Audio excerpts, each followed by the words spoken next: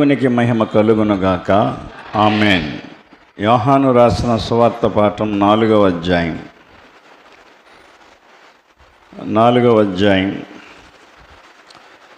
28వ వచనం చదువుతాను, వినండి.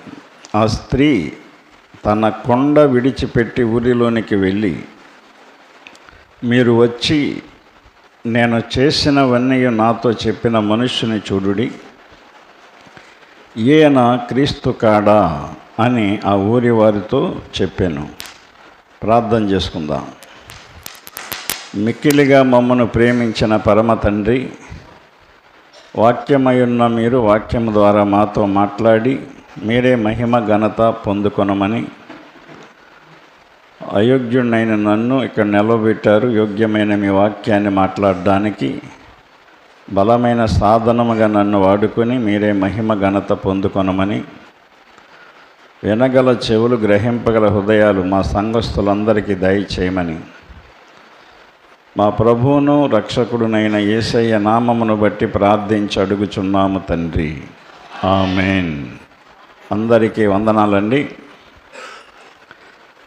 ఆ స్త్రీ అంటే సమరయ స్త్రీ అని మన అందరికీ అర్థమైపోయింది. సమరయ స్త్రీ ఏం చెప్తుందంటే, ఇక్కడ తన కొండ విడిచిపెట్టి ఊరిలోనికి వెళ్ళి, మీరు వచ్చి నేను చేసినవన్నీ నాతో చెప్పిన మనుష్యుని చూడుడి, ఈయన క్రీస్తు కాడా అని ఆ ఊరి వారితో చెప్పాను. సమరయ స్త్రీ మనకి తెలిసిన వాక్యమే ఇది. తన కొండ తీసుకొని మెట్ట మధ్యాహ్నం బావి దగ్గరికి వెళ్ళినప్పుడు యేసు ప్రభువారు శిష్యులతో కలిసి ఆ బావి దగ్గరికి వచ్చి, ఆ బావి దగ్గర ఆమెతో మాట్లాడాలని శిష్యులందరినీ కూడా గ్రామంలోకి పంపించి, ఏదైనా తీసుకురండి మనం తినడానికి అని చెప్పి పంపించేసి ఆ స్త్రీతో ఒంటరిగా మాట్లాడాడు ఆయన. ఒంటరిగా మాట్లాడినప్పుడు వాళ్ళిద్దరికీ సంభాషణ జరిగింది. సమరయులంటే వాళ్ళు మరి ఒక వెలివేయబడిన వారు, ఊరిలో నివాసం ఉండే యోగ్యత వారికి లేదు, ఊరి బయట ఉంటారు వాళ్ళు. ఎందుకంటే సమరయులు పాపమును ఆధారం చేసుకుని బ్రతికే వ్యక్తులు అన్నమాట. కనుక ఆమె ఆ బావి దగ్గరికి వచ్చినప్పుడు యేసు ప్రభువారు ఆమెతో మాట్లాడతాడు, కానీ నీళ్ళు దాహానికిమ్మని అడిగినప్పుడు ఆమె యేసు ప్రభు వేషధారణ అంటే తన అంగి, తన కట్టు వ్యవహారం అంతా చూసి, యూదులకు ఒక సాంప్రదాయం ఉంటుంది, యూదుడని గ్రహించింది. యూదుడు అయిన నీవు సమరయ స్త్రీ అయిన నన్ను దాహమునకిమ్మని ఎలా గడుగుచున్నావని ఆయనతో చెప్పింది. ఆయన యూదుడని కనిపెట్టేసింది. కొన్ని విషయాలు మనం చూసి వాళ్ళ కులాన్ని కనిపెట్టేయచ్చు, వాళ్ళ మతాన్ని కనిపెట్టేయచ్చు, ఆచారాలను బట్టి, పద్ధతులను బట్టి, వేషధారణను బట్టి. అలాగే ఆమె కూడా యూదుడని కనిపెట్టేసింది. ఎందుకంటే యూదులు సమరయులతో సాంగత్యం చేయరు, అంటే స్నేహంగా ఉండరు, మాట్లాడరు. సమరయులు లోకానుసారంగా ఉంటారు, యూదులు ఆత్మానుసారంగా ఉంటారు. అందుచేత యేసు ప్రభువారు అన్నాడు, నీవు దేవుని వరము నాకు దాహమునకిమ్మని నిన్ను అడుగుచున్న వాడెవడో అని ఎరిగి ఉంటే నీవు ఆయనను అడుగుదువు అని ఆయన ఆమెతో చెప్పాడు. అప్పుడు ఆ స్త్రీ అందయ్యా, ఈ బావి లోతైనది, చేదుకొనుటకు నీకేమీ లేదే, ఆ జీవజలం ఎలాగూ నీకు దొరుకును? తానును తన కుమారులను పశువులను ఈ బావి నీళ్లు త్రాగి మాకిచ్చిన నా తండ్రి అయిన యాకోబు కంటే నువ్వు గొప్పవాడవా అని ఆయన అడిగింది. అందుకేస్తున్నాడు, ఈ నీళ్లు త్రాగు ప్రతివాడు మరలా దప్పికొంటాడు. ఈ బావిలో నీళ్లు తాగే ప్రతి ఒక్కడు మరలా దప్పికొంటాడు. నేనిచ్చిన నీళ్లు త్రాగువాడు అన్నడును దప్పికొనడు అన్నాడు ఆయన. ఇక్కడ దప్పిక అనగా పాపం అన్నమాట. ఈ నీళ్లు లోకానుసారమైనటువంటి నీళ్లు తాగేవాడు మరలా దప్పికొంటాడు. లోకానుసారంగా పాపంలో జీవించేవాడు పాపం చెయ్యాలని దాహం దప్పిక కలిగి ఉంటాడు. పాపాన్ని ఆధారం చేసుకునేవాడు, పాపాన్ని కలిగి ఉండేవాడు ఎప్పుడు కూడా ఏదో పాపం చెయ్యాలి అని ఆలోచిస్తూనే ఉంటాడు. ఆ దాహం తీరదు. ఇక్కడ ఆత్మ సంబంధమైన మాట ఇది. నేనిచ్చు నీళ్లు త్రాగువాడు ఎన్నడును దప్పిక గొనడని చెప్పాడు. దేవుని వాక్యము అనే నీటిని తాగినోడు పాపపు దప్పిక, పాపపు దాహం వారిలోకి రాదని చెప్తున్నాడు ఆయన. దాని అర్థం అది. అప్పుడు ఆమె ఏమంది? స్త్రీ ఆయనను చూచి, అయ్యా, నేను దప్పిగొనకుండునట్లు చేదుకొనుటకింత దూరము రాకుండునట్లును ఆ నీళ్లు నాకు దయచేయమని అడిగింది. ఆమెమో నీళ్ళు గురించి ఆలోచిస్తుంది. ఈయనేమో ఆత్మ సంబంధమైన నీళ్ళు గురించి ఆయన చెప్తున్నాడు. పాపములో ఉన్న వారికి ఆత్మ సంబంధమైన ఆహారము కానీ ఆత్మ సంబంధమైన నీళ్లు కానీ అర్థం కావు. ఈ వాక్యమనే జీవాహారము ఇది మనం భుజిస్తే పాప సంబంధమైన ఆహారం కొరకు మనం వెతుకులాడం. ఈ ఆత్మ సంబంధమైన ఈ నీటిని తాగితే పాప సంబంధమైన నీటి కొరకు మనం పాకులాడం. ఆమె ఏమంటుందంటే, ఇంత దూరం నేను రాకుండా ఉండేటట్లు ఈ నీళ్లు నాకు దయచేయమంటుంది. అప్పుడు ఒక మాట చెప్పాడు ఆయన, యేసు నీవు వెళ్ళి నీ పెనిమిటిని పిలుచుకొని ఇక్కడికి రమ్మని ఆమెతో చెప్పాను.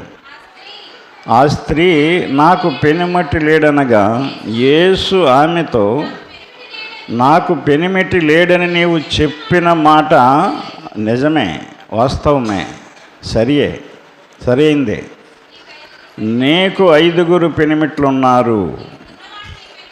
నీకు 5 పెనిమిట్లుండిరి. ఇప్పుడున్నవాడు కూడా నీ పెనిమిటి కాదు. సత్యమే చెప్పిత్తువ. నేను ఈ మాటలు ఆయనకి ఎలా తెలుసు? ఎప్పుడు కూడా ఆమెను చూడలేదు ఆయన. ఎప్పుడు కూడా ఆమె జీవితం గురించి ఆయనకి తెలియదు. ఆమె జీవిత రహస్యం అంతా కూడా అక్కడ ఆమెతో మాట్లాడడానికే శిష్యుల్ని పంపించేశాడు. ఎందుకంటే ఎవరికి తెలియకూడదని. ఒక వ్యక్తిని మనం గద్దించినప్పుడు, ఒక వ్యక్తిలో ఉన్న పాపాన్ని మనం చెప్పినప్పుడు వ్యక్తిగతంగా ఆ వ్యక్తితో మనం మంచిగా చెప్పాలి, మంచిగా మాట్లాడాలి. నలుగురిలో మాట్లాడకూడదు. మరొకరు ఇంకొకరు ఉన్న వాళ్ళ ఎదురుగా మనం చెప్పకూడదు. మనం గద్దించినప్పుడు, పాపం గురించి మనం ఖండించి నీకు తెలిసినప్పుడు నువ్వు వ్యక్తిగతంగా ఆ వ్యక్తి దగ్గరికి వెళ్ళి ఆ వ్యక్తిని సింగిల్గా కలిసి, బ్రదర్ నువ్వు అలా చేయటం మంచిది కాదు, సిస్టర్ నువ్వు ఆ పని చేయటం మంచిది కాదు, అందుకనే నాకు తెలిసింది, అందుకని నేను ఒంటరిగా వచ్చి నీతో మాట్లాడుతున్నాను. మనం దేవుని బిడ్డలం, దేవుని వాక్యం ఎరిగిన వాళ్ళం. అలాగ మనం ఉండకూడదని చెప్తే వాళ్ళ హట్ అవ్వరు, బాధపడరు. నలుగురిలో చెప్పినప్పుడు, ఇంకొకరికి తెలిసే విధంగా చెప్పినప్పుడు వాళ్ళ హట్ అవుతారు, బాధపడతారు. వాళ్ళ దేవునికి దూరం అయ్యే అవకాశం కూడా ఉంటుంది. అందుకనే యేసు ప్రభు వారు 12 మంది శిష్యులను కూడా పంపించేశాడు. ఏ ఒక్కడిని ఉంచుకోలేదు అక్కడ. జ్ఞానం అంటే అది. నీ భర్తతో నువ్వు చెప్పినప్పుడు కూడా, నీ భర్త చేసే తప్పు నీకు తెలిసినప్పుడు నీ భర్తని నీ ఇంట్లో నువ్వు నిలదీసుకోవాలి, గద్దించుకోవాలి, మెల్లిగా చెప్పుకోవాలి. నువ్వు ఈదులోకి వచ్చి నువ్వు మాట్లాడితే నీ భర్త రెచ్చిపోతాడు, పుచ్చిపోతాడు పూర్తిగా. నీ భార్య చేసేది ఏదైనా సరే భర్తగా నీకు తెలిసినప్పుడు నువ్వు ఇంట్లో నీ భర్తతో నెమ్మదిగా భార్యతో చెప్పుకోవాలి. అలాగే బిడ్డలు ఏదైనా తప్పు చేసినప్పుడు బిడ్డలకి నెమ్మదిగా చెప్పుకోవాలి. మనం ఒంటరిగా చెప్పాలి. ఇంట్లో కూడా తల్లికి తెలిస్తే తల్లే చెప్పాలి. తల్లి మళ్ళీ తండ్రికి చెప్పి, తండ్రి మళ్ళీ కొడుకు చెప్పి ఇంటిళ్ళపాతి ఏకమై గద్దించకూడదు. వాళ్ళు హట్ అవుతారు, వాళ్ళు వ్యతిరేకంగా ప్రవర్తించడం నేర్చుకుంటారు. ఇక్కడ అదే యేసుప్రభు చేశాడు. వాళ్ళందరినీ పంపించేసి ఆమెతో మాట్లాడాడు ఆయన. అప్పుడు ఆమె ఏమంది అక్కడ ఇవన్నీ చెప్పినప్పుడు, అప్పుడు ఆ స్త్రీ, అయ్యా నీవు ప్రవక్తవని గ్రహించుచున్నాను. అది ప్రవక్త అంటే ఏంటంటే జరిగిన దాన్ని చెప్పగలడు, జరిగిపోయేదాన్ని చెప్పగలడు ప్రవక్తలంటే. అది జరిగిన నా జీవితాన్ని చెప్పాడు ఈయన. ప్రస్తుతం ఇప్పుడు జరుగుతున్న జీవితాన్ని కూడా చెప్పాడు. ఈయన ప్రవక్త అయి ఉంటాడు. దైవజనులు ఎప్పుడు కూడా మంచి చెప్పాలి. ప్రవక్తలు ఎప్పుడు కూడా నీకు ఎలా జరుగుద్దని చెప్పాలి. నేను చాలామందికి చెప్పాను ఇలా జరుగుద్ది మీకు, కానీ వాళ్ళ కాదని నడిచారు, అలా జరిగింది, నష్టపోయారు. ఎందుకంటే దేవుడు మాట్లాడిస్తాడు, దేవుడు చెప్తాడు. మీరు చూసుకోండి, మన సంఘాల్లో చాలామంది ఆ విధంగానే నష్టపోయారు. ప్రవక్తలో వాళ్ళు ఏదో దైవ దృష్టి కలిగిన వాళ్ళని కాదు, దేవుడు వాళ్ళందుండి మాట్లాడిస్తాడు. ఇక్కడ ఆయన అదే చూడటం, ఆమె యేసు ప్రభుని, సమరయ స్త్రీని కూడా ఆయన అదే చూడటం. ఆమె జీవితం గురించి ఆయనకి ఏమీ తెలియదు, కానీ ఆయన దేవుడు కాబట్టి, దేవుని కుమారుడు కాబట్టి, ప్రవక్త కాబట్టి ఆయనకి ఇవన్నీ తెలిసాయి. నువ్వు పెనిమిట్లేడని అంటున్నావు, నిజమే. నువ్వు ఎవరిని కూడా పెనిమిటిగా నువ్వు చేసుకోలేదు, పెనిమిటిగా చూడలేదు. నువ్వు వాళ్ళని వాడుకున్నావు తప్ప. నీకు 5 పెనిమిట్లు ఉన్నారు అని చెప్పాడు ఆయన. ఇప్పుడున్నవాడు కూడా నీ పెనిమిటి కాదు, అలాగ వాడుకుంటున్నావు. అలా వాడుకునే స్త్రీలు చాలామంది ఉంటారు. అర్థమైందా? అప్పుడు ఆమె వెంటనే ఆమె ఏం చేసిందంటే 28 వచ్చిన మనం చదివాం. ఆ స్త్రీ తన కొండను విడిచిపెట్టి, అర్థమైందా, కొండను విడిచిపెట్టి ఊరిలోనికి వెళ్ళి, మీరు వచ్చి నేను చేసినవన్నీ నాతో చెప్పిన ఈ మనుష్యుని చూడుడి, ఈయన క్రీస్తు కాడా. దేవుని వాక్యము ద్వారా మిమ్మల్ని మీతో మాట్లాడినప్పుడు, మిమ్మల్ని గద్దించినప్పుడు మీరు గుర్తించాలి, ఈయన నిజమైన దైవజనుడు, నిజమైన పాస్టర్ అయిన దేవుడు ఆయనతో నాతో మాట్లాడుతున్నాడు. నాలో ఉన్న పాపం ఆయనకి ఎలా తెలుసు? మీరేమనుకుంటారంటే అలాగా అనుకోరు, నా గురించి ఎవరో చెప్పుంటారు అందుకనే ఆయన చెప్తున్నాడు అనుకుంటారు. ఏంటి అది? మన అపోహ, మన ఆలోచన, అది మనుషులుగా. కానీ నేను టేక్కి వెళ్ళినప్పుడు అయ్యగారు వాక్యంలో మాట్లాడినప్పుడు నేను చేసిన రహస్య పాపాలు ఆయన నోటి ద్వారా మాట్లాడేవాడు. ఆ పాపాలు పాసమ్మ గారు కూడా తెలియదు, కొన్ని తెలుసు తప్ప. కానీ నేను ఆవిడికి తెలియనివి, నేను డ్యూటీల్లో ఉన్నప్పుడు చేసేవన్నీ ఆయన వాక్యం ద్వారా మాట్లాడేవాడు. నేనప్పుడు గ్రహించాను, ఈయన నిజమైన దైవజనుడు, దేవుడు నాతో మాట్లాడిస్తున్నాడు. కనుక ఈ పాపాన్ని నేను వదులుకోవాలని అనిపించి ఆ పాపాన్ని నేను విడిచిపెట్టుకోవడం జరిగింది. ఆయన అలాగే మాట్లాడేవాడు. నేను అప్పుడప్పుడు వెళ్ళేవాడిని, కంటిన్యూగా వెళ్ళేవాడిని కదా టేకి. నేను వెళ్ళినప్పుడల్లా ఏదోటి మాట్లాడేవాడు ఆయన. ఆ విధంగా నేను పాపాన్ని విడిచిపెట్టాను. కనుక ఇక్కడ కొండ అనేది పాపానికి సాదృశ్యం. కొండ అనేది పాపానికి సాదృశ్యం. ఆమె ఆ కొండ పట్టుకొని నీళ్ళకి వెళ్ళేదన్నమాట. అదేనా పూర్వకాలం కూడా ఎలాంటి వ్యాపకాల్లో ఎలాంటి కార్యక్రమం ఉన్నప్పుడు ఆ బిందెలు తీసుకుని కొండలు తీసుకుని కాలువ కాడ రేవుల కాడ కాసు కూర్చుంటూ ఉండేవారు. ఇలాంటివన్నీ తెలుసు నాకు. ఎందుకంటే ఏదో ఒక వంక లేకపోతే బట్టలు బకెట్లు పెట్టుకుని ఉతకడానికి వెళ్ళి అక్కడ కాలక్షేపం చేసి అక్కడ ఇలాంటివన్నీ మాట్లాడుకుంటూ ఉండేవారు. ఎందుకు చెప్తున్నానంటే ఒక పాపం అనేది ఒక దాని మీద మనం ఆధారం చేసుకుంటూ ఉంటాం. ఈ స్త్రీ ఆ కొండను ఆధారం చేసుకుంది పాపం చేయటానికి. అందుకనే ఆమెను ఆ పాపము నుండి ఆ కొండ నుండి విడిపించడానికి యేసుప్రభువు అక్కడ మాట్లాడడం జరిగింది. కనుక కొండ, మనిషి మట్టితో చేయబడ్డాడు, కొండ మట్టితో చేయబడుతుంది. కొండకే మనిషికి చాలా దగ్గర సంబంధం ఉంటుంది. ఆదికాండం 2:7 మనం చూస్తే, నేల మంటితో దేవుడైన యెహోవా నేల మంటితో నరుని నిర్మించి, నేల మంటితో నరుని నిర్మించాడు. వాని నాసికా రంధ్రములలో జీవవాయువును ఓదగా నరుడు జీవాత్మ అయ్యాడు, కదిలి పాత్ర అయ్యాడు. కనుక పనికి రాని పాత్రల్ని పనికొచ్చే పాత్రలుగా చేసుకునే దేవుడు ఈయన. కొన్ని పాత్రలు మనం పనికిరావని తీసి అమ్మేస్తూ ఉంటాం. వాళ్ళ పట్టుకెళ్ళి వాటిని మళ్ళా పనికొచ్చే పాత్రలుగా చేస్తారు.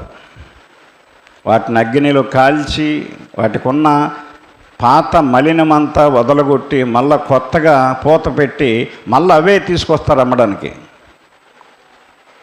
కనుక మనము మట్టి, కొండ కూడా మట్టితోనే చేయబడ్డాడు. అందుకని ఇర్మియా గ్రంథంలో ఒక మాట ఉంటుంది, 18వ అధ్యాయంలో మొదటి నుంచి మనం చదివితే ఇర్మియాకు ఒక వాక్కు వచ్చింది. యెహోవా యొద్ద నుండి ఇర్మియాకు ప్రత్యక్షమైన వాక్కు, నీవు లేచి కొమ్మరి ఇంటికి పొమ్ము, అక్కడ నా మాటలు నీకు తెలియజేతునన్నాడు ఆయన. కొమ్మరి ఇల్లు దేవాలయం, అర్థమైందా? కొమ్మరి యేసు ప్రభువే, దేవుడే కొమ్మరివాడు. కొమ్మరి ఇల్లు దేవాలయం. కొమ్మరింటికి వెళ్తే మాటలు తెలియజేయడం ఏంటి? కొమ్మరింటికి వెళ్తే కొండలు దొరుకుతాయి. అది నీవు లేచి కొమ్మరి ఇంటికి పొమ్ము, అక్కడ నా మాటలు నీకు తెలియజేస్తున్నాను. ఎక్కడ? కొమ్మరివాడైన దేవుడు, దేవుని ఆయన మాటలు తెలియజేస్తున్నాడు. కొండలు, మనందరం కొండలం. ఏ కొండ ఎలా ఉండాలి, ఏ కొండ దేనికి ఉపయోగపడాలి, ఏ కొండ ఎలాగ ఉపయోగపడాలనేది దేవుడు చెప్తాడు. అనేక రకాలు ఉంటాయి కొండలు. నీళ్ళ కొండలు ఉంటాయి, కళ్ళు కొండలు ఉంటాయి, కుడుతు కొండలు ఉంటాయి, నూనె కొండలు ఉంటాయి, రకరకాల కొండలు ఉంటాయి. ఈనాడు నువ్వు దేనికి ఉపయోగపడే కొండగా ఉన్నావు? నువ్వు ఏ కొండ దేనికి ఉపయోగిస్తున్నారు ఇంట్లో? దేవుని మందిరంలో దేనికి ఉపయోగిస్తున్నాడు? నేను ఇంటికాడ ఉన్న పాత్రలను మనం రకరకాలుగా ఉపయోగించుకుంటాం. అర్థమైందా? కళ్ళు కొండలంటే గుర్తొచ్చింది. టేకి వెళ్ళినప్పుడు రోడ్డు పొడవున కళ్ళు కొండలే. అర్థమైందా? అలవాటు చెప్పిన ఇక్కడ నుంచి వెళ్ళి అక్కడ ఆర్కెస్ట్రాలో మేము పాటలు పాడేసి చాలా బ్రహ్మాండంగా పాడేసేవాళ్ళం. అందరూ కూడా ఆశ్చర్యపోయేవారు. మా కంఠాలు, సిరిబాబు గారి కంఠం, నా కంఠం ఈయన చాలా ఆనందించేవారు. పెద్ద పెద్ద ఉద్యోగస్తులు, పెద్ద పెద్దలు ఎంత గౌరవించేవాళ్ళు మమ్మల్ని. ఆ పాటలు అయిపోగానే బ్యాచ్ అంతా కళ్ళు కొండలు కడకపోయేవాళ్ళు. నేను వెళ్ళేవాడిని కదలేండి, నాకు అది అలవాట్లేదు. ఎందుకంటే భయపడేవాడిని నేను. వాళ్ళు నాకు తెలియకుండా పోయి కొంతమంది వాళ్ళు చెట్టు బల్జీలు కళ్ళు గీసి వాళ్ళు అమ్మేవారు. ఆ అమ్మినోడి వచ్చి, అంటే మేటర్ గారు మీ దగ్గరికి వచ్చి పాటలు పాడుతున్నారు కదా, వాళ్ళు వచ్చి మా దగ్గర కళ్ళు తాగుతున్నారండి అని చెప్పారు. వచ్చి ఎంత అప్పుడు ఆయన నన్ను గాకేసి నేనే తీసుకెళ్ళి వీళ్ళందరినీ. ఏటండి ఇది అనేవాడు ఆయన, ఈ పనులు ఏటండి అనేవాడు.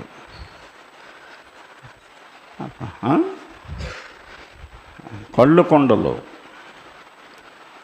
కొండలను రకరకాలుగా ఉపయోగించుకోవచ్చు మనం.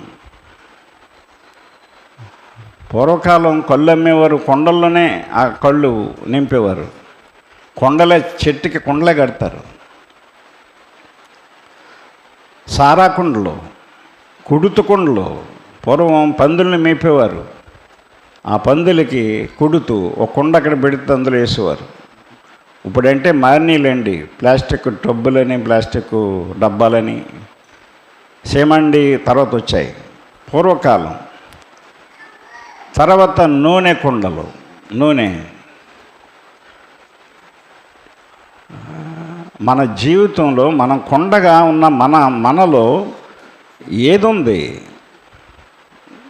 మన బ్రతుకు, మన జీవితం దేనికి ఉపయోగపడుతుంది?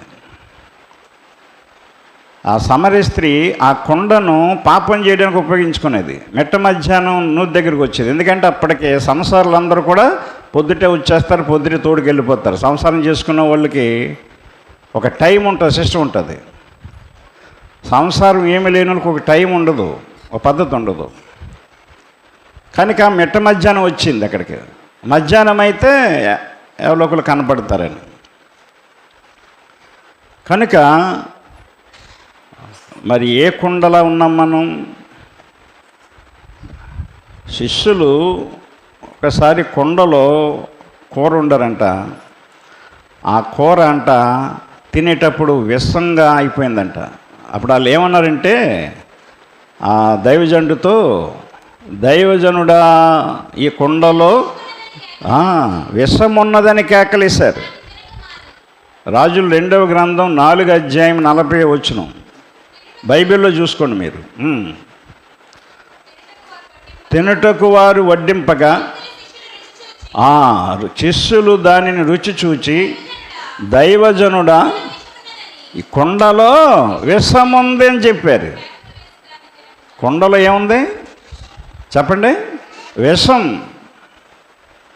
కొండను పోలిన నీ బతుకులో, నీ జీవితంలో, నీ మనసులో విషంతో నింపబడుతున్నారు ఈనాడు. ఎక్కడ చూసినా విషమే, విషం వెళ్ళగొక్కుతున్నారు. మత్సరం, అసూయ, ద్వేషం, పగ కిట్టదు. పక్కపక్కనే కూర్చుంటారు వచ్చి గుళ్ళోకి, కానీ కిట్టదు. కొండలో విషముందని కేకలు వేసి చెప్పారు వాళ్ళు. కొండను పోలిన జీవితం విషమయంగా ఉందా? కొండని పోలినటువంటి నీ బ్రతుకు విషంతో నింపబడిందా? విషం అంటే చెడుతనం, చెడ్డ చేసేది. విషం ఏం చేస్తుంది? చెడు చేస్తుంది. అలాగే చెడుతనమున్న వ్యక్తి విషంతో నింపబడిన వ్యక్తి. కనుక నువ్వు కుమ్మరింటికి వెళ్ళు, అక్కడ నా మాటలు నీకు తెలియజేస్తాను. నేను కుమ్మరి ఇంటికి వెళ్ళగా వాడు తన సారి మీద పని చేయుచుండెను. కొండను చేస్తున్నాడు సారి మీద. సారి తిరుగుతుంది, కొండ కింద చేస్తున్నాడు. కుమ్మరి జిగటమంటితో చేయుచున్న కొండ వాని చేతిలో విడిపోగా ఆ జిగటమన్ను మరలా తీసుకుని కుమ్మరి తనకు యుక్తమైనట్టుగా దానితో మరి ఒక కొండ చేశాను. దీని అర్థం ఏంటంటే, మనం దేవుని చేతిలో ఉన్నప్పుడు ఒకవేళ మనం చెడిపోయినా పాడైపోయినా దేవుడు ఇష్టపడ్డు. దాన్ని మరలా పనికొచ్చే పాత్రగా, విలువైన పాత్రగా మళ్ళీ ఒక కొండగా చేస్తాడు. మట్టితో చేస్తున్నాడు కొండ, సారి మీద పెట్టి కుమ్మరుడు. ఆ మట్టి తిరిగేటప్పుడు ఆ మట్టిని ఏ రాయుండో పలుకుండో లేదా ఏ చెత్త గడ్డుండో అది ఇడిపోద్ది, అతుక్కోదు. ఈ రాయి గడ్డి కర్ర ఇవన్నీ పాపానికి సాదృశ్యం. మట్టిలో ఏమీ లేకుండా ఉంటేనే ఆ మట్టి జిగటగా ఉంటుంది, అతుక్కుంటుంది. ఆ మట్టిలో రాళ్ళున్నా పొల్ల ముక్కలున్నా చెత్త ఉన్నా ఆ మట్టి అతుక్కోదు, ఒక కొండగా అవ్వదు.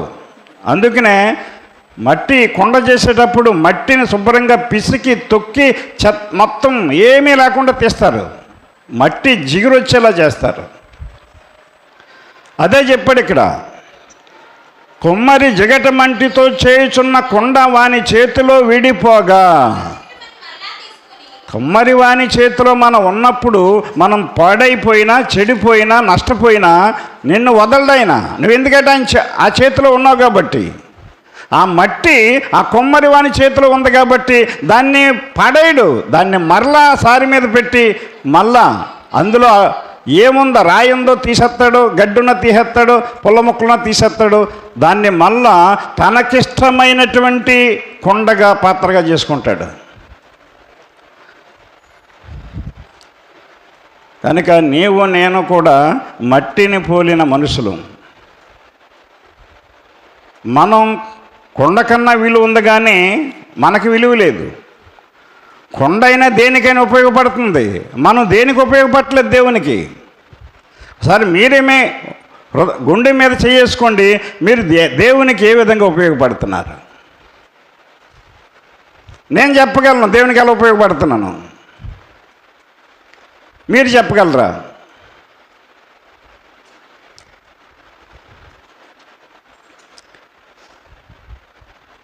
దేనికి ఉపయోగపడుతున్నారు?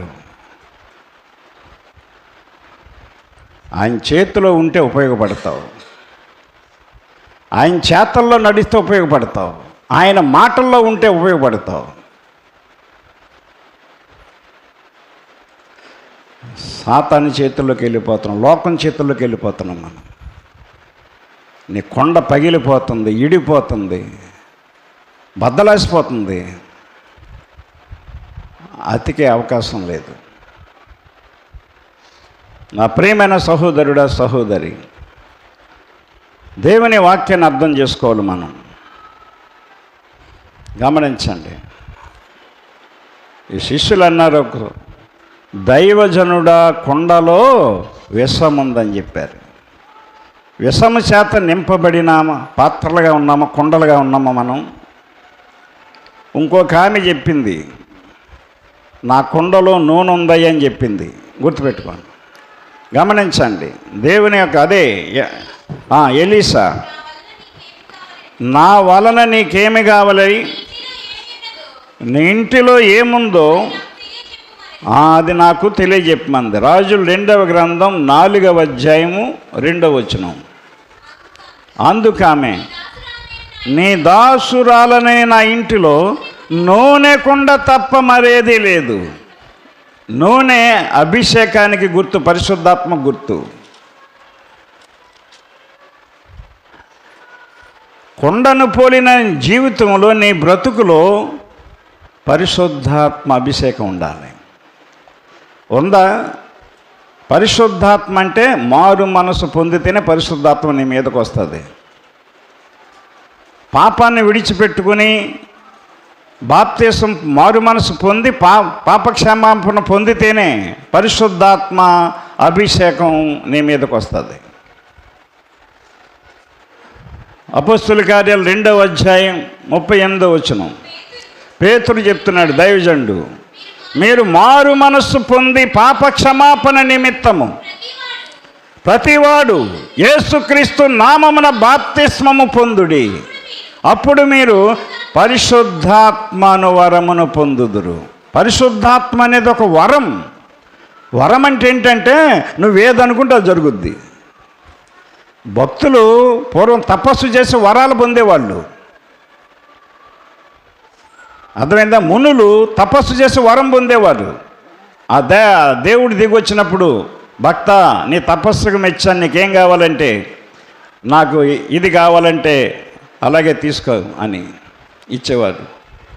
వరము అంటే మనం ఏది కావాలో అది పొందేది వరం అంటే. అది ఉందా ఈ రోజున మనకి పరిశుద్ధాత్మ అనే వరం? నీ కొండలో నూనె ఉందా? విషం ఉందా? ఏముంది?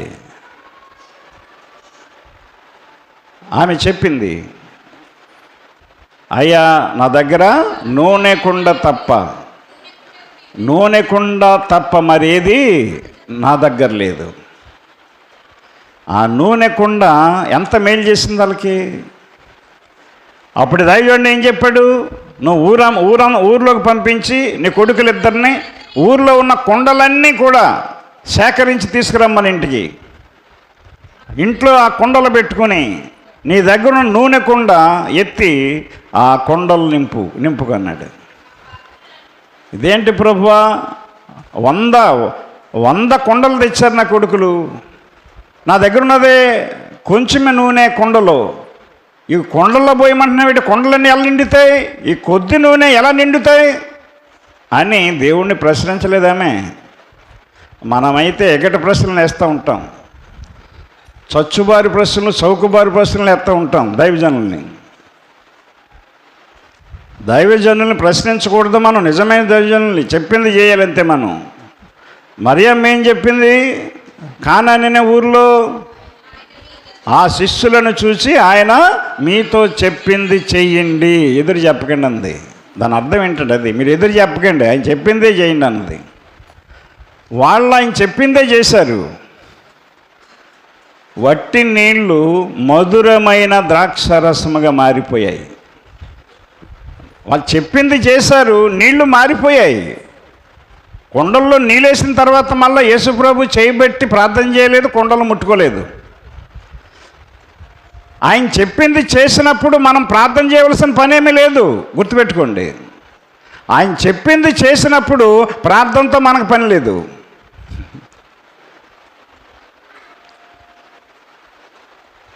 ఆయన చెప్పింది చేసినప్పుడు మనకేది కావాలని తెలుసుకుని మనకిస్తాడు, అనుగ్రహిస్తాడు. ఆయన రాజ్యమును నీతిని మొదట వెతకండి, అది ఆయన చెప్పింది చేయండి అని అర్థం. అక్కడ నీతిగా బతకండి, ఆయన రాజ్య సువార్త, ఆయన వాక్యాన్ని మీరు పాటించండి అని చెప్పాడు అక్కడ. అప్పుడు అవన్నీ మీకు అనుగ్రహించబడతాయి అని చెప్పాడు. అక్కడ యేసుప్రభు చెప్పింది చేశారు. వాళ్ళు కొండల్ని అంచుల మట్టుకు నింపమన్నాడు, నింపేశారు. ఇప్పుడు పట్టుకెళ్ళి పోసేయండి అన్నాడు. ఇదేంటి ప్రభు, ప్రార్థన చేయవా నువ్వు, నీ చేయి పెట్టవా అని అడగలేదు. వాళ్ళు చెప్పింది చేయమంది మరియమ్మ, చెప్పింది చేస్తున్నారు ఇంత. వాళ్ళు అదే నీళ్లు, వట్టి నీళ్లు పోసారు కొండల్లో. ఆ నీళ్లు ముంచి మళ్ళీ వెంటనే పట్టుకెళ్ళి పోసారు. తాగిన ప్రతి ఒక్కడు కూడా అంటున్నాడు, ఇదేంటయ్యా మొదట జబ్బు రసం పోస్తారు, ఇప్పుడేమో మంచి రసం పట్టుకొచ్చిపోతున్నారు అన్నారు. ప్రతివాడును మొదట మంచి ద్రాక్ష రసం పోస్తాడు, జనులు మొత్తుగా ఉన్నప్పుడు జబ్బు రసం పోస్తాడు. మీరైతే ఇది వరకు మంచి ద్రాక్షరసం ఉంచుకొని జబ్బుది పోసారు, ఇప్పుడు మంచిది పట్టుకొచ్చిపోతున్నారు అన్నాడు. అంటే ఒరిజినల్ ద్రాక్షరసం కంటే మధురమైన ద్రాక్షరసంగా మారిపోయిన నీళ్ళు. అది మన దేవుని మాటలో ఉన్న మహిమ. ఈనాడు వట్టి కొండలుగా మిగిలిపోతున్నాం, పాపపు కొండలుగా మిగిలిపోతున్నాం. కొండలో పాపాన్ని దాచుకుంటున్నాం, ఇసం దాచుకుంటున్నాం. కళ్ళు దుకాణాల దగ్గర కొండల్లాగా మిగిలిపోతున్నాం, కంపు కొట్టుకుంటూ. నూనె కొండలా ఉండాలి మనం. ఆ నూనె కొండ వాళ్ళ అప్పులన్నీ తీర్చింది, వారి ఇబ్బందులన్నీ తీర్చింది, వాళ్ళ అవసరాలన్నీ తీర్చింది, వాళ్ళ ఆకలి తీర్చింది. ఉంటారా నూనె కొండలాగా మీరు? ఆలోచన చేసుకోండి. నువ్వు లేచి కుమ్మరి ఇంటికి వెళ్ళుము, అక్కడ నా మాటలు మీకు తెలియజేతును అని చెప్పాడు ఆయన. గమనించండి దేవుని బిడ్డలారా, అది కుమ్మరి ఇంటికి వెళ్ళినప్పుడు మన యేసు ప్రభువే కుమ్మరివాడు. ఆయన మనల్ని చేశాడు, మట్టిని తీసుకుని మనిషిగా చేశాడు. ఒక విలువైన పాత్రగా ఉండాలని కోరుకుంటున్నాడు. వెలలేని పాత్రగా ఉండాలని కోరుకుంటున్నాడు ఆయన. విలువ గల పాత్రగా మనం ఉండాలి. ఎక్కడికి వెళ్ళినా సరే విలువ ఉండాలి. వెలలేని పాత్రగా మనం ఉండాలి. పనికి రాని పాత్రలుగా మిగిలిపోకూడదు. మనం నాడు దేనికి పనికి వస్తున్నాం? మనం దేవుని సేవలో దేనికి పనికి వస్తున్నాం ప్రశ్నించుకోవాలి. మీరు అందరూ వచ్చెళ్ళిపోవటం కాదు, వచ్చెళ్ళిపోవటం కాదండి. దేవునికి పనికొచ్చే పాత్రగా మార్చబడ్డాం కనుక నేను ఈ రోజున ఈ స్థితి, ఈ పరిస్థితి, ఈ గౌరవం, ఈ మర్యాద ఎక్కడికి వెళ్ళినా వంగి వంగి దండాలు పెట్టే స్థాయి. ఎవరైనా అంటారు కలెక్టర్ గారు అబ్బాయి ఆయన అలాంటి వెళ్ళటోడు కాదంటారు. అంతే మాట, అంతే నష్టపోయిన మాట. అది కడిపలంకలో మందిరం తీసేయమన్నాడు, ఇచ్చిన మందిరం నష్టపోయినా తీసేసానంతే. నువ్వు ఇచ్చావు, నేను తీయనయ్యా, నీ దిక్కున్న అక్కడ చెప్పుకో, నాకున్నది నేను చేసుకుంటానని చెప్పేసి అక్కడ ఊర్లో చాలామంది మీరు తీయకండి పాస్టర్ గారు మేము మాట చెప్తా అన్నారు. నాకు గొడవలు వద్దాయి అన్నాను. అంతే మాట, అంతే. నువ్వు మాట ఇచ్చి తప్పుతున్నావు, నువ్వు నష్టపోతావు యేసు అని చెప్పాను. నష్టపోతావండి తీసేయండి అన్నాడు. అంతే చెప్పిన మాట జరిగింది.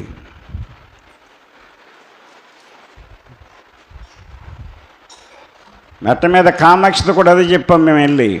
ఇదేంటమ్మా మేము ప్రార్థన చేసి మీ ఆయన్ని బతికిస్తే నువ్వు ఎక్కడ గుడికి వెళ్తున్నావేంటి అని. ఇదైనా గుడే కాదండి, ఎక్కడైనా దేవుడే కాదండి అంది. నష్టపోతామని చెప్పాం.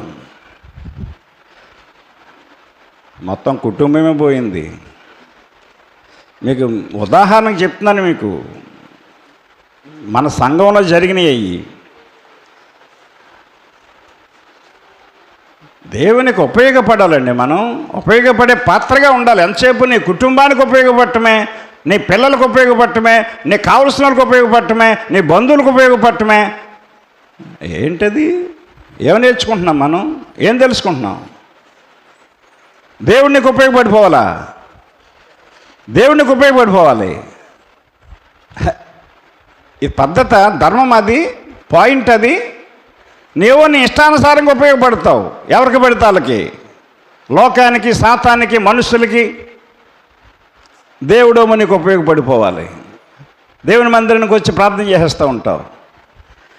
దేవుడికి తెలియదు ఏంటంటే నీలో యథార్థమైన భక్తి ఉందో లేదో తెలియదేనికి. ఇందాక మనం చదివాం, కీర్తనలో ఒక మాట చదివాం, ఆ చివరిలో ఒక వచనం ఉంటుంది. అదే యథార్థముగా ప్రవర్తించు వారికనే ఉంటుంది కూడా. అర్థమైందా? ఏముంది అక్కడ? యథార్థముగా ప్రవర్తించు వారికి ఆయన ఏ మేలు చేయకమండో. గుర్తుపెట్టుకోండి. యథార్థత ఉందా లేదా అనేది గుర్తుపెట్టుకోండి మీరు. నేను అందుకనే ఏ విషయమైనా యథార్థంగానే మాట్లాడతాను, యథార్థంగానే ఉంటాను. నేను నా వాళ్ళే బాధపడినా సరే, నా దగ్గర వాళ్ళు, నా సొంత వాళ్ళు బాధపడినా సరే నేను అదే మాట్లాడతాను.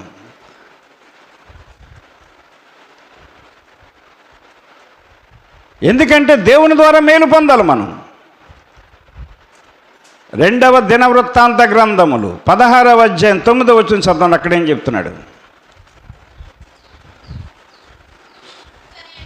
తన ఎడల, గుర్తుపెట్టుకోండి, దేవుని ఎడల యథార్థ హృదయము గల వారిని బలపరుచుటకై యెహోవా కనుదృష్టి లోకమందంతటా సంచారము చేయుచున్నది.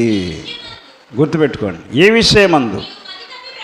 నీవు మతి తప్పి ప్రవర్తించవని చెప్తున్నాడు రాజుతో అక్కడ ఆయన. గుర్తుపెట్టుకోండి. మతి తప్పి ప్రవర్తించకూడదు. మతి లేకుండా, మతి లేని పనులు చేయకూడదు. మనం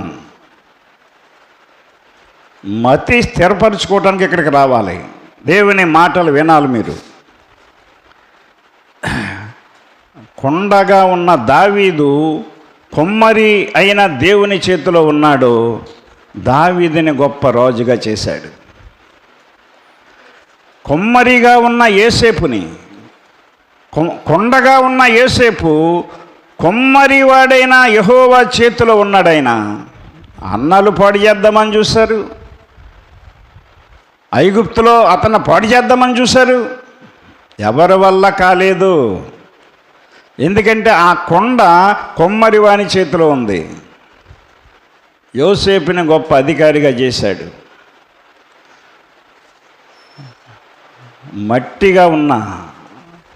మట్టి కొండగా ఉన్న దానియేలు బబులోను సామ్రాజ్యంలోకి వెళ్ళినా సరే నేను ఆ దేవుని చేతిలోనే ఉంటానని తీర్మానం చేసుకున్నాడు.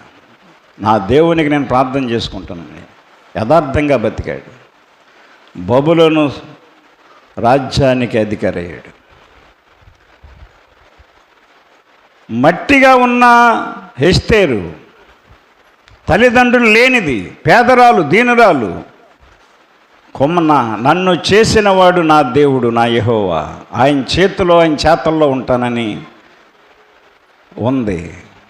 ఎస్తేర్ని గొప్ప రాణిగా చేశాడు. ఇవన్నీ మనకి బుద్ధి కలగటానికి కాదా, బోధ కలగడానికి కాదా? ఇవన్నీ ఇని వదిలేసి వెళ్ళిపోతున్నాం మనం. విధవరాలిగా మారిన రూతు దేవుని పాత్రగా మారి, కొండగా మారి, నన్ను చేసిన వాడు యెహోవా దేవుడని ఆయన చేతిలో ఉంది. అత్తగారిని చిన్న చూపు చూడలేదు. అత్తగారిని పెద్ద మనసుతో చూసింది. తన తల్లిదండ్రుల్ని కాదని దేవునిలో ఆత్మీయంగా నడిపించిన నా అత్తగారికి నేను ఉపయోగపడాలని వచ్చి అత్తగారికి సేవ చేసుకుని బతికింది. అత్తగారిని పోషించింది. దేవుని చెప్పు చేతల్లో నడుచుకుంది. తన ప్రవర్తన పాడు చేసుకోలేదు. తన జీవితాన్ని పాపంలో నడిపించుకోలేదు. కష్టపడి పరగేరుకుని యథార్థంగా బతికింది. దేవుని చేతిలో ఉంది కాబట్టి ఆ రూత్ అనే కొండని బెత్లెహేముకి యజమానురాలుగా చేశాడు. ఇవన్నీ మనకి బుద్ధి కలగడానికి కాదా? మన బతుకులు మార్చుకోవటానికి ఈ వాక్యాలు ఉపయోగపడవా? నువ్వు లేచి కుమ్మరి ఇంటికి వెళ్ళుము, అక్కడ నా మాటలు నీకు తెలియజేస్తాను. మట్టి కుండగా ఉన్న మనం కుమ్మరి ఇంటికి రావాలి. దేవుని సన్నిధికి మానకుండా రావాలి. దేవుడు నీతో మాట్లాడే ప్రతి మాటలు నువ్వు వినాలి. నా ప్రియ సహోదరి, సహోదరుడా, ఆయన చేతిలో ఉంటే ఆయనకి ఇష్టం వచ్చిన పాత్రగా చేసుకుంటాడు నిన్ను. నేను ఆయన చేతిలోకి వచ్చాను, ఆయనకి ఇష్టం వచ్చిన పాత్రగా సేవకునిగా చేసుకున్నాడు. మనుషుల మెప్పు కానీ, మతాల మెప్పు కానీ, మిషనరీల దగ్గరికి వెళ్ళి కానీ, నా దేవుడు నన్ను ఇచ్చేస్తాడు, నన్ను దీవిస్తాడు, నాకు కావలసింది నాకు ఇస్తాడని నమ్మకంతో యథార్థంగా ఈ యొక్క పరిచర్య కొనసాగిస్తూ మా బిడ్డలను కూడా అదే విధంగా నడిపించుకొని దేవుని సన్నిధిలో ఉపవాస ప్రార్థనలో కూడా చిన్నపిల్లలుగా ఉన్న వాళ్ళని తీసుకొచ్చి పండుగ పెట్టి ప్రార్థన అయ్యేంత వరకు, ఇక్కడ మీకు తెలుసు ప్రారంభంలో వచ్చిన మీకు అందరు పాకుంటప్పుడు టేకి వెళ్ళినప్పుడు కూడా అలాగే, అక్కడ కూడా అలాగే ఉండేవాళ్ళం. ఎక్కడ మా పిల్లలు చిన్నప్పుడు అలాగే ఉన్నాం, మేము ఇప్పటికీ అలాగే ఉంటున్నాం. మరి వివాహాలు అయ్యేది కాబట్టి వాళ్ళ ఇళ్ళకాడ వాళ్ళ ఇళ్ళే చచ్చి పద్ధతులలో పోతారేమో, కానీ ఇక్కడికి వచ్చిన తర్వాత నేను చెప్పినట్టు ఉండవలసిందే. నా ప్రియమైన దేవుని బిడ్డలారా గమనించండి, దేవుని వాక్యాన్ని అర్థం చేసుకోండి. దేవుడు మనల్ని గొప్పవారిగా చేయాలంటే మనము దేవుని అధికారంలో ఉండాలి. మట్టి మీద కుమ్మరికి అధికారం ఉంది. ఆ మట్టిని తన చేతిలో తీసుకొని తనకి ఇష్టం వచ్చిన కొండగా చేసుకుంటాడు ఆయన. ఆ మట్టి అతను తెచ్చుకున్నాడు, పోగుపెట్టుకున్నాడు, దాన్ని పిసికాడు, తన్ని కొండగా చేయాలనుకున్నాడు, చేస్తాడంతే. నీ చిత్తం ప్రభు అని మనం ఆయన చేతుల్లో ఉంటే మనల్ని విలువైన పాత్రలుగా చేస్తాడు, ఉన్నతమైన పాత్రలుగా చేస్తాడు తప్ప పనికి రాని పాత్రలుగా చేసి వదిలేయడు. అలాగే తల్లిదండ్రులు కూడా బిడ్డలని గొప్పలుగా చేయాలనుకుంటారు. ఏ బిడ్డలైతే తల్లిదండ్రులను మాట విని నడుచుకుంటారో ఆ బిడ్డల్ని గొప్పవారిగానే ఆ తల్లిదండ్రులు చేయటానికి దేవుడు అవకాశం కలిగిస్తాడు. దేవుడి మాటలు దీవించునుగాక. ఆమేన్. ప్రార్థన చేసుకుందాం. ప్రేమగల తండ్రి, పరిశుద్ధుడా యేసయ్య, మీ వందనాలు, స్తోత్రాలు తండ్రి. ఎత్తబడిన వాక్యము వినిన ప్రతి ఒక్క హృదయంలో ఫలించినట్లు సహాయం చేయండి. కొండ గురించి మాట్లాడారు. మేము కొండను బోలిన మనుషులం. కొండకైనా విలువ ఉంది, కానీ మా జీవితాల్లో విలువ లేదు తండ్రి. మాకెప్పుడు విలువ వస్తుందంటే మేము కుమ్మరి వాడవైన నీ చేతిలో ఉన్నప్పుడు ఆ పాత్ర విలువగా ఉంటుంది. దేనికి వాడుకోలో దానికి వాడుకుంటారు. నాయన, మమ్మల్ని విషపు పాత్రలుగా ఉంచకుండా నూనె కుండలుగా మమ్మల్ని మార్చి మా సమస్యలన్నిటికీ పరిష్కారం దయచేయండి. శాంతి సమాధానం దయచేయండి. యేసయ్య పరిశుద్ధ నామమున ప్రార్థించి అడుగుచున్నాము తండ్రి. ఆమేన్. అందరికీ వందనాలండి.